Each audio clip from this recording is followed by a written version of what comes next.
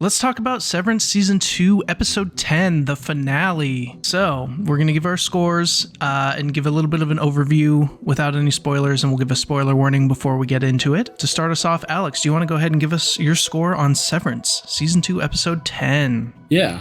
So I was debating between a 9 or a 10. I really enjoyed the episode. The finale was great. I liked the length. They did some interesting stuff, especially towards the beginning of the episode.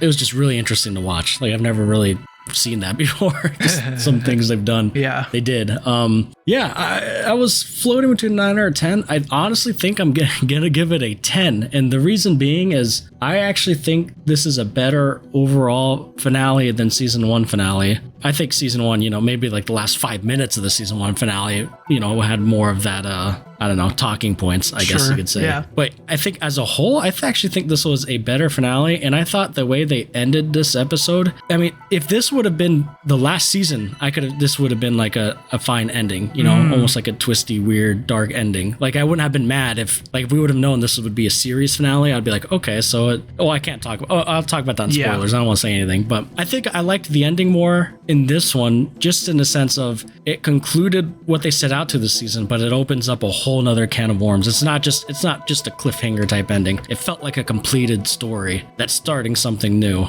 And so I think overall, I think this is probably a better finale, and I think I enjoyed it slightly more in different ways. And all the stuff that happened during the episode, which we'll talk in spoilers, it got pretty gruesome. I didn't expect it to. So yeah, I was I wouldn't say I'm pleasantly surprised, because I knew it would be good, but I like how they ended it. I was worried. So like with any finale, I'm worried with every final episode. So yeah, I'm gonna go with a 10 out of 10. I think it was consistent. It was acted great. It looked great. Oh yeah, I loved it. 10 out of 10. Okay, yeah. So I'm pretty much gonna echo what you said. I gave it a 10. I thought it was awesome. A great finale. I really enjoyed it. I thought there were some great performances. We got some good reveals.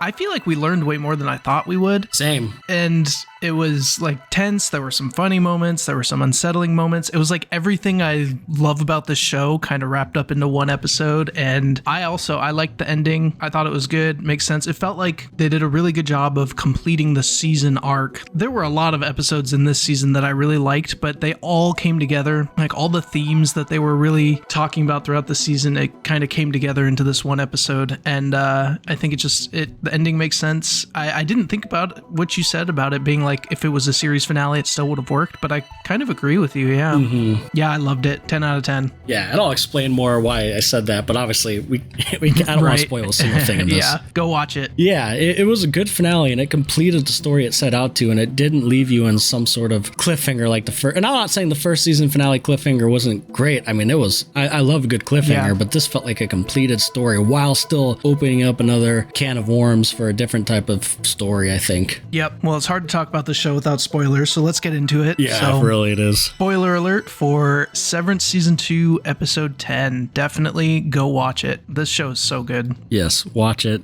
Trust me, it's amazing, and it's renewed for Season 3, so officially. Great news. Yes.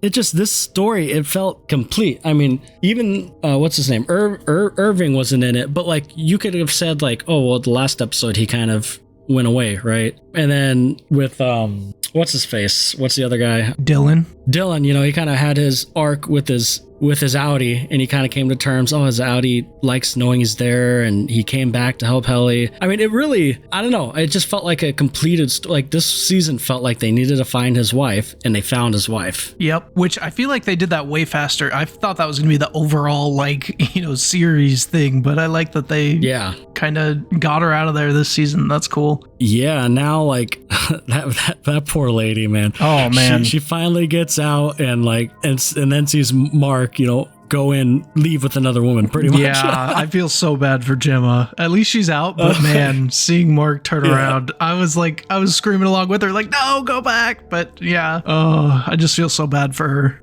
I do too. I'm like, she had it all. I mean, I think my favorite thing of this episode is it was so interesting, like the way it was set up. Like Gemma is pretty much stuck on that floor, because if she goes up to the Severance level, she's obviously going to revert back to Miss Casey.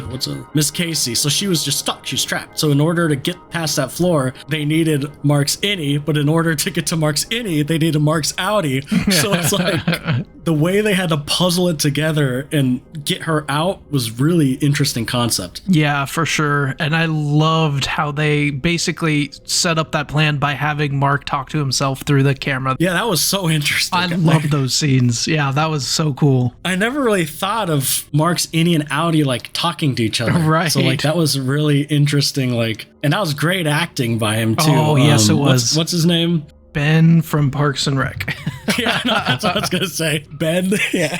Adam Scott. Adam Scott. There you go. Yeah, he did great. This I was pleasantly surprised. I mean, I knew he was a good actor, but that's hard to. I mean, you're pretty much acting with yourself as two different people. Yes. Yeah, he definitely had some great performances. I mean, that was the first 15, 20 minutes was kind of the setup. But we predicted like kind of what the episode was going to be about. Yeah, it was pretty close. We were pretty close in the sense of he's going to go down there, they're going to make him finish it and not leave until it's done. But anyways, what were you going to say before that? Well, you mentioned Irv, and I do agree with you Yes. that like it wrapped up Irv's arc in this season very well and like sent him off. But I do like that they had one little mention of Irv, and it was to Cobell about his drawings, and her reaction to that just makes me think he's going to be really important coming up because she was shocked that he was trying to find that elevator. So whatever he's doing, I feel like is going to play a part in the next season. So I like how they're leaving those little open threads for the future. Yeah, exactly. I still don't understand Miss Cabell's reasoning for all this. Yeah.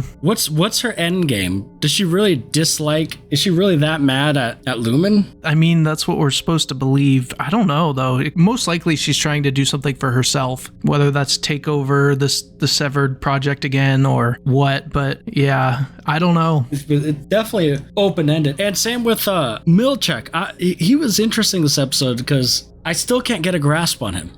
I don't know. really can't. We did not call the Milchek marching band scene in our guesses for this episode.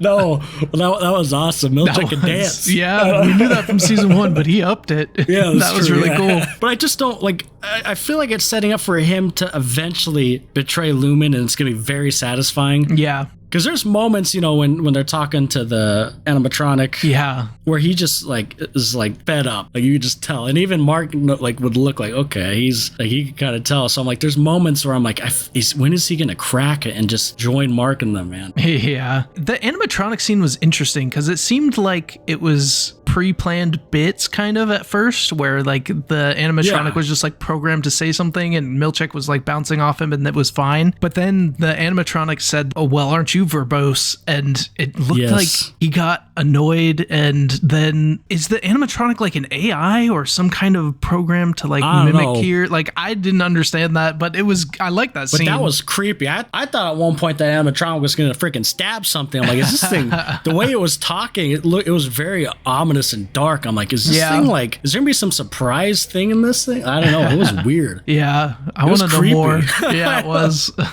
And the way when Mark and them got back, when Mark got back down there with Helly, and just the lighting of everything, and just the animatronic sitting there watching him finish, it was so weird and ominous. It was.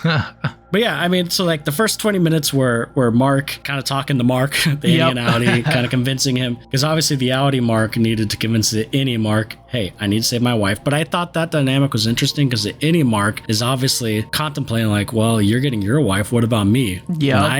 When we reintegrate, kind of like what I was saying to you the other week, like that makes it more of you than me. Like you've had years and years worth of we literally talked about that last week, and he said like the same thing we said. Yeah. Yes, that was satisfying when he was saying that. I'm like, yes, those are the things I want to ask. So that was kind of the conflict. Yeah, and that conflict was set up like when I knew it was going off the rails was when Outie Mark called her Heleny. I was like, ooh, that's gonna be like showing he doesn't really care, and that's when he kind of started not trusting him. And that was interesting how like you can't even trust yourself. Like they are two separate people, so and weird. That was then who really takes over in the reintegration. Yeah, that was all really cool. It's just so interesting how they come up with these situations. Because I would have never thought of these types of situations we'd be talking about this in a show. It's so interesting, and it obviously sets up the conflict for the end of the episode. Yep. And I don't know, I really like that scene. It kind of set up, it asked what we want, like I feel like everyone wanted asked in that conversation. And ultimately, Innie Mark, you know, kind of agrees after talking to Cobell, like either or, they're gonna chop you down whether you do it or not, so just do it, or for saving his wife. And then I liked how, this is kind of jumping ahead, but Innie Mark followed the plan like to the T. He did exactly what I think it was Devin was saying, was like, get Miss Casey, get her to the stairwell and get her out. And like, she didn't say anything after that. And that's exactly what he did. And then kind of took his life into his own hands after that, which is interesting. But yeah, he did what he was asked. And I think what truly convinced Innie Mark to do it, and this is where I'm a little confused, maybe I'm overthinking it. So I don't think Innie Mark would have done it unless Helly was the one to convince him, right? Because she was like, it's not going to work between us. Yeah. You know, I'm her kind of thing. So just save his wife. But then at the end, she let him go with her. So is it just her like kind of caving in and being screw it? Or is that not Helly? That doesn't seem like a Helly thing to do. I think it is Helly. Like, I've seen people guess that it was Helena at the end, but I think it was Helly. And it's just, she's saying that because she thinks he needs to hear it, and like that's what they should do. But I mean, when you get that chance to, like, I don't know, they haven't really had any agency over their life, and this is like the first time that they can do something, like make a decision. I don't know. I mean, it's probably not going to work out very well. There's not going to be like some long-term thing, but what do they plan on doing? Like living down there forever? I don't know. I mean, it's pretty big. They have a whole section with a marching band somewhere. Goats. And goats. Survive off goat milk.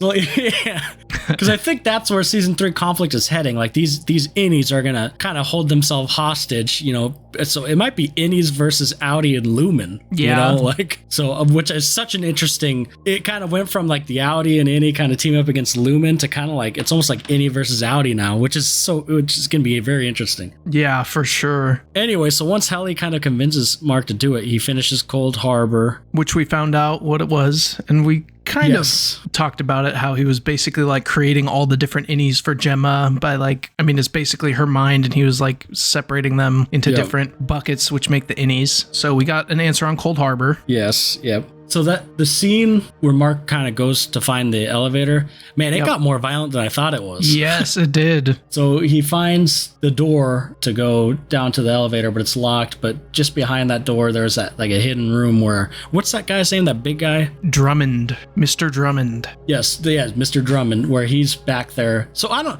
this is another thing that's really interesting. So they sacrifice these goats for what? What were they trying to get at there? It's some cult thing where they believe the goats will guide the spirit of like Gemma to Kier or something. It's very culty. Yeah, so is this like some demonic?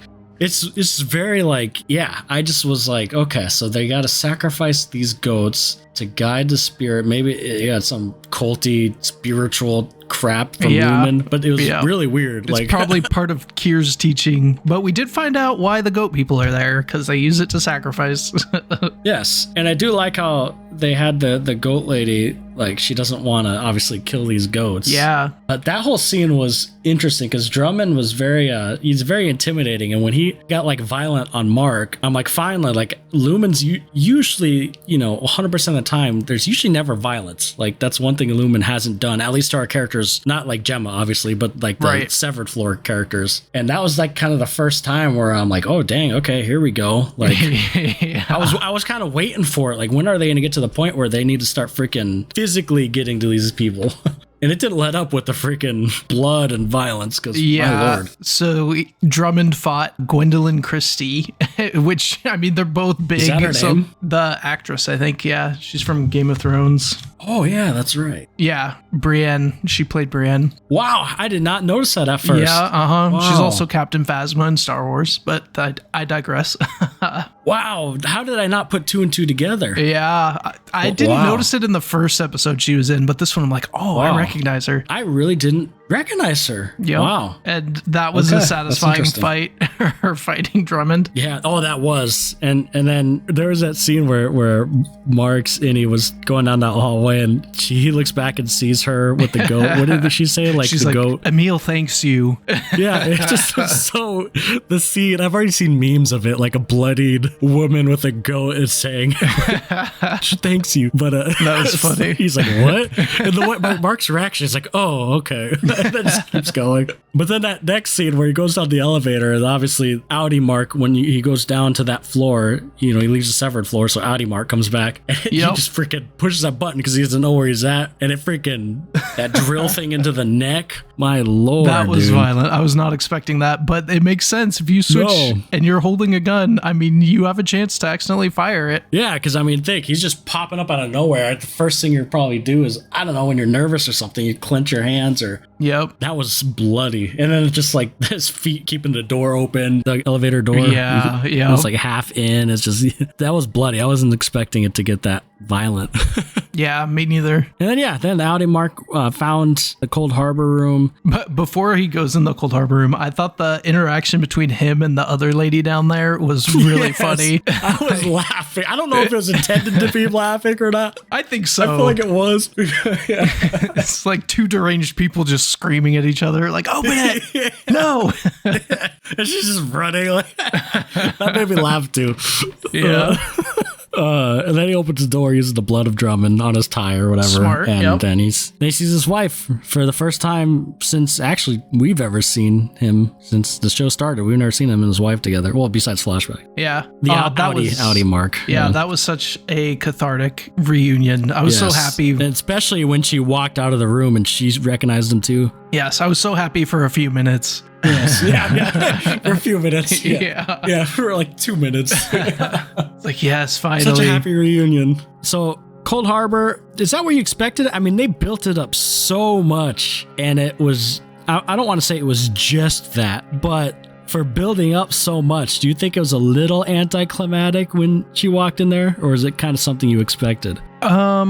I mean, they built it up like Cold Harbor, Cold Harbor, Cold Harbor. I feel like that was just, I wasn't really disappointed. I kind of thought it was something like that, maybe a little bit more, but I still don't think we know everything about, because we know what Cold Harbor is, but I still don't really feel like I know what exactly, once they got all of those innies like separated and they knew it worked, what's their goal after that? Like, we still don't fully know, so... I still think there's more. And we never even saw Cold Harbor room get finished either. It was interrupted. True. I don't think so either, but I think I read, some people were a little disappointed with such a build-up. I see, yeah. For, I mean, it wasn't just mention it here or there. I mean, they were building up Cold Harbor. Did you finish it, Cold Harbor? Yeah. So, like, I can see why people were it was a little anticlimactic for some people, but I expected something like that too. I mean, we talked about it, I think, a couple episodes ago. I think you mentioned it. Yep. And like the real thing about Cold Harbor is if he finished it, Gemma would be killed. And so that's like, I don't know. That's the scary thing. It's when you like truly think about it, it's darker than we freaking think. I mean, it's really dark. She's pretty much a lab rat, like literally. Yeah. And they even have her in like a maze of hallways, like a lab rat. Yeah. It's like 25 different lab rats in one. Yeah, like it's dark. Like Gemma, I mean, they would have literally offed her afterwards and freaking used her mind or brain or body, whatever, freaking dissected use whatever they had. Like, it's dark, man, that lady. All right. I saw someone talking about something that I thought is interesting. From a certain point of view, you can kind of see that their test still kind of worked, but not so much on Gemma, more on Mark. Because at the end, he's so separated from Audi Mark that he doesn't even choose to go out to his wife. This is Audi's wife. He chooses to stay with Helly. So it's like such a separation that maybe that'll come up in the future about how it was a success and it was with Mark because they were able to separate. But I mean, it's only two innies, or an innie and an Audi, not 26 of them. So I don't know. Yeah, because if you notice, like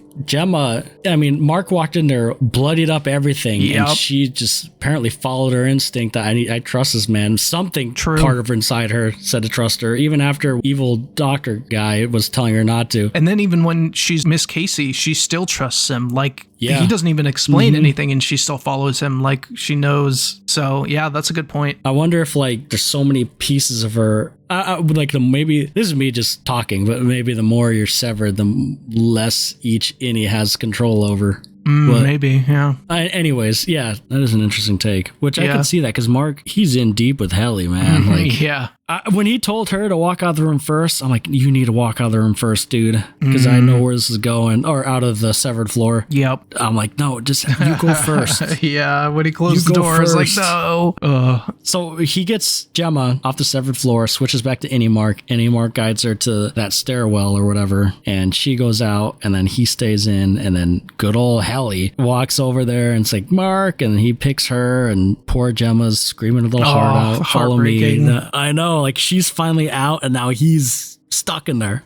And like Outie Mark has no say, at least as of right now. Who knows? I wonder if the reintegration will take into effect more. I don't know. It'll be interesting. But it just didn't seem like a Helly thing. That's why I was like, knowing Gemma's screaming like that. And I mean, I get it, right? It's like, you're right. You finally feel like you have some control. Mentally, you're still so young. It's not like you haven't experienced a lot of things. So I do get it. It just felt off. One thing I think this season did a lot of, which I think might kind of answer this a little bit, is it seems like all of the innies are almost becoming more like their outies. And it makes sense, right? Because they start out as innies, they're like new, they don't have any trauma, they're like children. But I mean, they're going through some stuff, they're getting trauma. Like now, Innie Mark would do anything to be with the woman he loves, just like Outie Mark would. Just like his Outie Mark, yeah. And then Dylan, you know, first season he was all like cocky and happy with just like the finger traps and stuff. But then he met his wife and he's feeling sadness over losing her and he's depressed. And a little more angry. Yeah, so maybe Helly is becoming more like Helena with these experiences. That's a good point. And even like Jaime Egan said, I see the spark of cure in you like I did with Helena when she was younger. That's and right. Maybe it's about that growth and becoming closer to their outie based on their experiences. Interesting. I could see them touching that because now that you say that, you're right. Each innie is acting a little bit like their outie. Yeah. So that's a good point. Yeah, and that scene with Helly with Egan, where she's like, "You're so weird," or she said something funny. I'm like, I was like. She's right. That was a creepy scene too. This episode just had I don't know, it felt different than the other episodes, and like the other episodes are weird, but this one, it just felt so ominous. Yep, it had that classic Lumon severed floor, like just stuff so unsettling, I think is a good word for it. Yeah, that's a good way to put it. Like with even the second like Mark went down and they only had the lighting to wherever they were walking and it's kind of guiding him to the room, and then you had the weird animatronic there, and then Egan talking to Helly, and you know, you go down to the other floor, the floor it's lower is obviously creepy, and then you had the weird goat and Drummond down there. Yep. It was just a really eerie feeling. And then obviously the end where Helly and Innie Mark are kind of running away. Wherever, yeah. Yeah, it's happy for them, but it's also kind of like dark. Like, considering how it happened. Right. I don't know how to feel about it because I'm kind of happy for Innie Mark, but at the same time, like... sad for Gemma and Outie Mark, and Yeah, how are we supposed to feel? I think that's the point of the show, is trying to reconcile. Are these people, what do they deserve? Yeah, they do a good job of that. In that moment, I feel more for Outie Mark and Gemma because we're hearing Gemma scream. Right. But when you think of the grand scheme of things, like not just in that moment, you're like, well, I get Innie Mark. Like, why doesn't he deserve to have his girl? Why doesn't he deserve to have his wife? So I totally I get it. I don't know, in the way the last shot where it kind of kept zooming out while they're running and turned red, I don't know, it was a really interesting ending shot. I liked it. Yeah, and then they had the great choreographed scene with the, like you said, Milchek and the band, which that was really interesting, seeing a band down there. And that was interesting too, when Helly was trying to convince them to kind of help them and stand up with them. They seemed like they were getting convinced. I mean, they kind of helped Dylan at the end there when freaking Milchek went Hulk. Yeah, so is she going to lead the uprising against the Outies and Lumon? That's kind of what it seems like with her marching band army.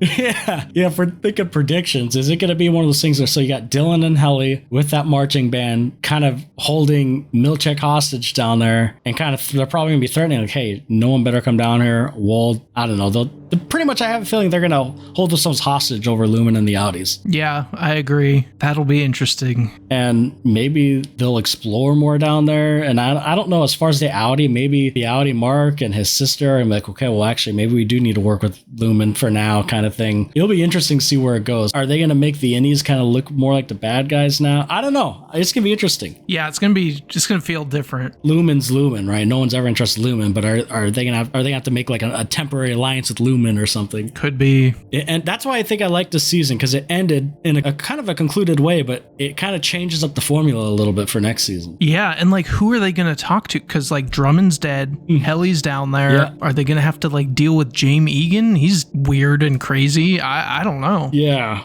Maybe the board lady, the lady who interacts with the board. Lady. Yeah, I don't know. And what about the two that are still down at the level Gemmo's at, the weird lady? The doctor and the nurse lady, yeah. Yeah, the creepy doctor and the nurse lady. Is that the only way up?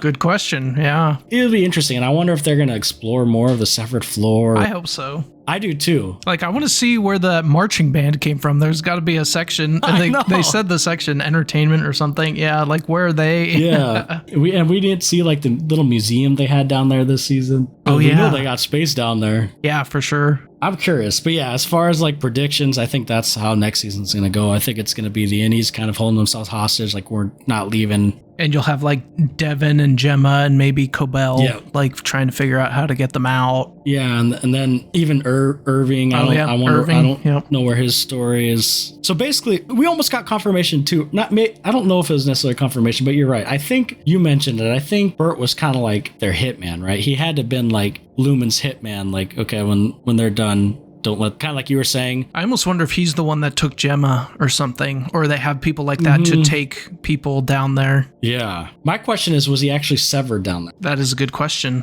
My guess would be no, but I don't know. Yeah. Interesting. But yeah, he's definitely, you're right, that like the hitman of Lumen. But yeah, it was really interesting. And yeah, that's kind of why I gave it a 10 over 9. I just feel like it was a more completed story, and it kind of set up for a different season next season. Yeah. And similar to season 1, like, I cannot wait for the next season. I'm so excited. It's got me jazzed. This season, this is now the most watched show on Apple TV. It passed, I think it was Ted Lasso. Yeah, that's awesome. It deserves it. It's such a good show. People are talking. I feel like I'm hearing more about it now than I did because I watched it when you did too, right? When it originally came out. I think I watched it a little bit after, but yeah. But yeah, because when I first watched it, when it first came out, 2-3 years ago, people like nerds like us were talking about, right? The people who are upset, but not like the everyday people. Like now I hear a lot more from, people that don't even typically watch these types of shows. Yeah, that's cool. I'm glad. I am too, because it friggin' deserves it. I can't wait. Hopefully we're not waiting another 2-3 years. Yeah, seriously. 3. I think I heard that Ben Stiller said we won't have to wait as long, so that's good. I hope not. I hope it's just next year. I miss when shows are just a 1 year. Yearly, yeah. I mean, I get it, because nowadays, a lot more money is put into it. Shows now are bigger, but yeah. So if it's March, if anything, like a year and a half, like if it come out next fall, if anything, just sometime in 2026 come out. Yeah, I agree. That would be nice. But yeah, that's kind of all I have. Yep. Such a good show. Amazing. I'm sad that the season's over, but it was so good. I know. It was a 10 out of 10 show. Now, how would you rank it compared to the first season? I don't know. They're both so good. I think this one was a little better, especially like from a production. There was some like episode 7. Some of those shots were insane. Like, I feel like they just got even better production somehow. Like camera work and the story is right up there. Transitions in episode was it 8? Was it 7? Yeah, those whatever the forced episode and that flashback episode. Yep. Oh, so good, so freaking good, and this finale is so good, so good. I agree. I think this season's better. I think the first season had more of that mystery. Yeah, it did. Like, this season still has a mystery, but like it was more, it's the start of a show, so it was building up the mystery. Yeah, like you were really like, what the heck is going on? Yeah. Now we can see the general direction. I mean, there's still a ton of mystery. Yeah. It's just we know the general direction where the show is heading. Well, we think we do. Yeah, we have ideas about it. Yeah. Where season 1, I didn't even have an idea. I'm like, I have no clue. Yep. But yeah, I agree with you. I think this season, as far as production, writing, and overall highs, I think this season was better. But that being said, season 1 Still great. Still freaking great. Yep. If anything, it's just as good for different reasons, being a setup kind of season. Yep. But cool.